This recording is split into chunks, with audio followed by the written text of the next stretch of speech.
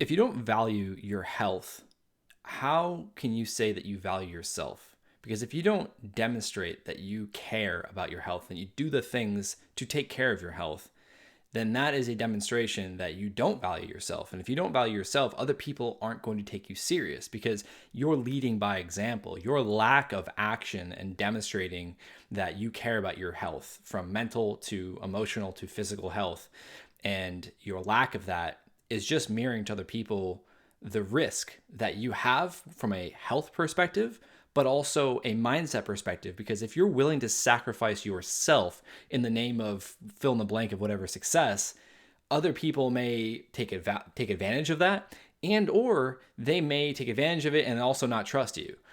This comes down to the level of the understanding of your competence creates confidence.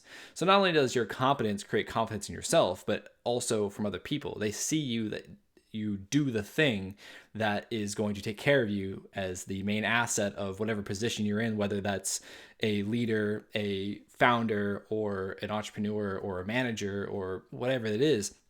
By demonstrating that you take care of yourself, other people can trust you because they don't have to worry about, well, what happens if you don't show up? What happens if you have a heart attack? What happens if you die? What happens if unable to do the thing that I'm hiring you for, or that I'm paying you for, or that I'm asking for your help? So at the end of the day, we have to understand that we as professionals, if we make money from the thing that we're doing, we should be showing up as a professional. And all professional athletes know this. They take care of their health just as much as they take care of their training. They train in the mental gym, they train in the physical gym, they train in the kitchen, and they train in their skill, whether that be on the field or on the court, so on and so forth. For me, it was on the ramps. I learned this the hard way. I learned that I didn't have a high value placed on my health. And when my health was almost taken from me when I was 21 and diagnosed with a massive brain tumor and told I may have cancer, I may die, and oh, hey, by the way, you may never ride your bike again. My highest value. My highest value was on riding my bike. My health was at the lowest. The paradox there is that, or the irony there is that my health is the number one thing that allows me to ride my bike or to have ridden my bike at that level.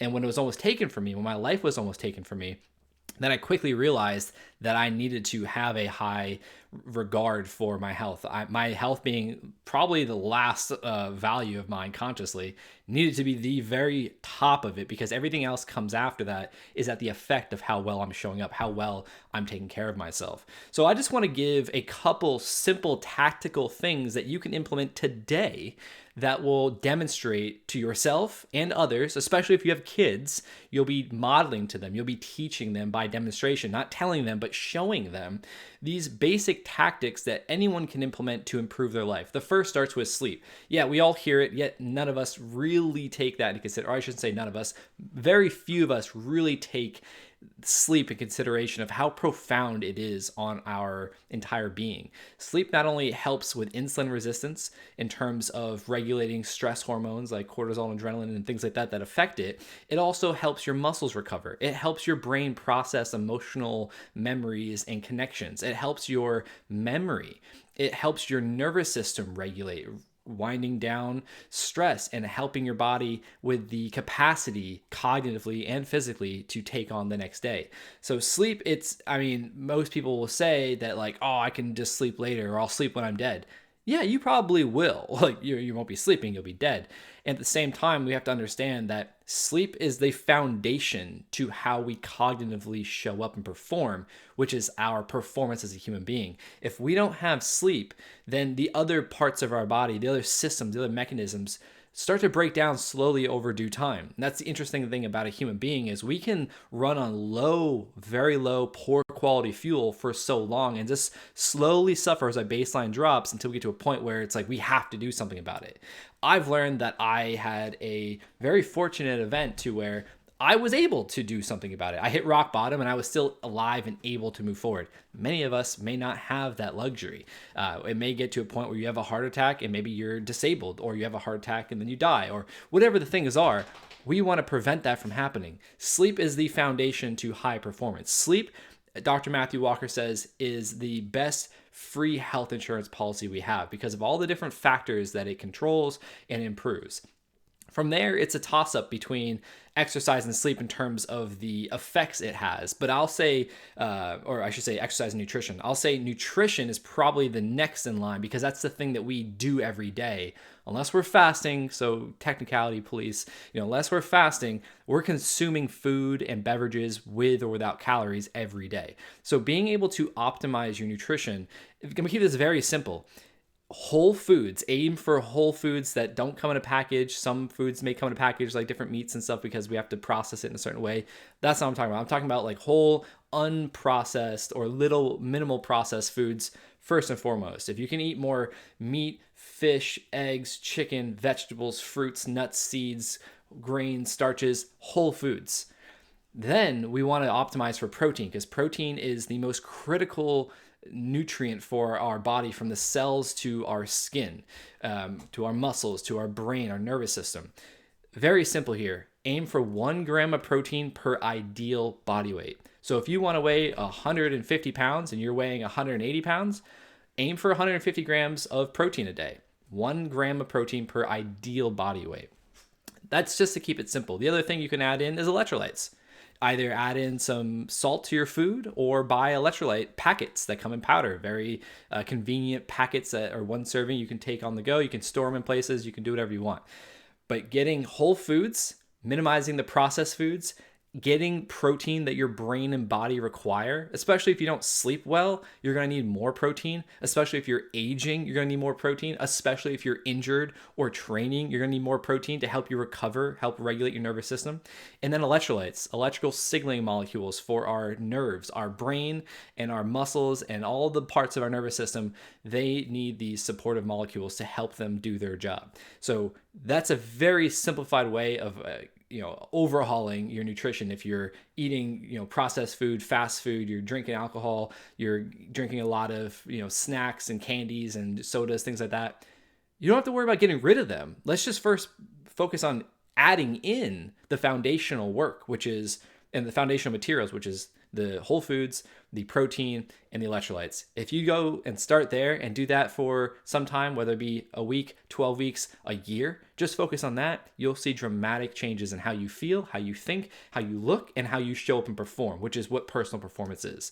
The third focus is exercise, specifically resistance training. If all else fails and you just lift weights a couple of days a week, that is going to do more for you, your body, your mind, and how you show up and your health long term than if you just focus on doing nothing, or if you just focus on cardio. We're really misinformed and conditioned to think that cardio is the way to go because it burns calories.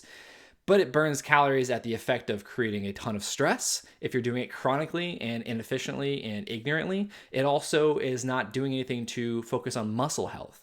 Muscle health is the foundation to our metabolic health. Muscle is our biggest organ that utilizes glucose, which is what your food breaks down to in your bloodstream after a bunch of digestive processes. So if you have more muscle on your body, healthy muscle tissue that's not mixed in with a bunch of fat in there, you're going to have a higher level of insulin sensitivity, meaning your body is going to be able to recognize the food that it's consuming, break it down, and utilize it for energy rather than storing it as fat. That's what metabolic health is. It's the ability to consume food and utilize it for energy rather than storing it on the body as fat. The more muscle you have, the higher your immune system is, the higher your strength is, the higher your longevity is, the higher your injury prevention is, the higher your insulin sensitivity is. That all equates to being a high-performing human being, whether you're parenting, you're leading meetings, you're presenting, you're an athlete, you're a doctor, you're an artist. If you can get 3 days of 30-minute minimum resistance training, lifting some type of weight that is not your body. If you're just starting out, body weight's great. And then advance to maybe some machine work or some free weights, some kettlebells, dumbbells, whatever it is. The idea here is to put an extra load of weight on your body that you're not normally carrying around, resistance, and move those muscles. Do that 3 days a week, 30 minutes a session. Just to get started, keep that going. You're going to see tremendous benefits in how you show up and how you feel. So to recap, sleep is the foundation. Then nutrition, whole foods, 1 gram of protein per body weight or per ideal body weight, or 1 gram of protein per ideal pound of body weight, electrolytes, and resistance training. From there, stress regulation is huge. So whether that's you go and you process your life with a therapist, I have a therapist, I also have a business coach, I have both because they keep me accountable and get me out of my head. But also, not avoiding the emotions, learning from the emotions rather than running from them or suppressing them or avoiding them, ignoring them. Understand where they're coming from in the environment.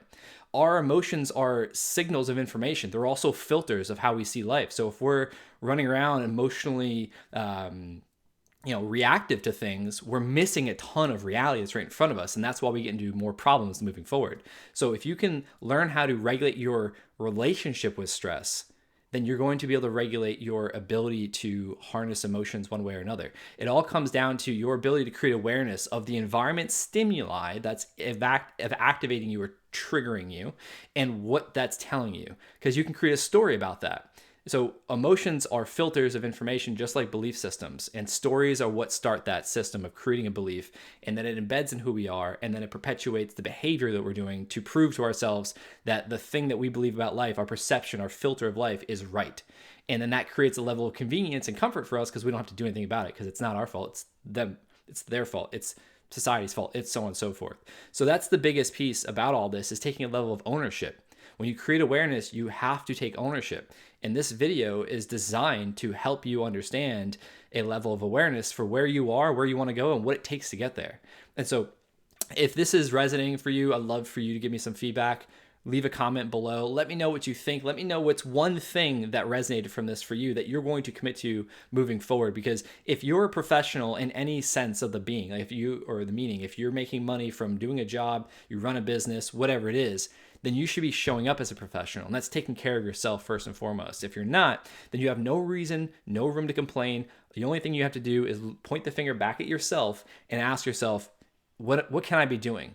Is this aligned with the life I want? Or is this aligned with a life of convenience, of comfort, of safety, but I'm also living in regret? Because at the end of the day, if you're not doing the things you know you should be doing, let alone the things you're not aware of that you could be doing, you have no room to complain because you're putting yourself in the place that you are. You can complain about all these things, all these people that cause you stress, but at the end of the day, I keep saying at the end of the day, but at the end of the day, the only person that's creating the stress response is yourself. And when you can take ownership of that fact, you take ownership of your life. And when you take ownership of your life, you start to see the benefits take place and the quality of your life increase and the results of your life increase as a positive consequence of you showing up with extreme ownership.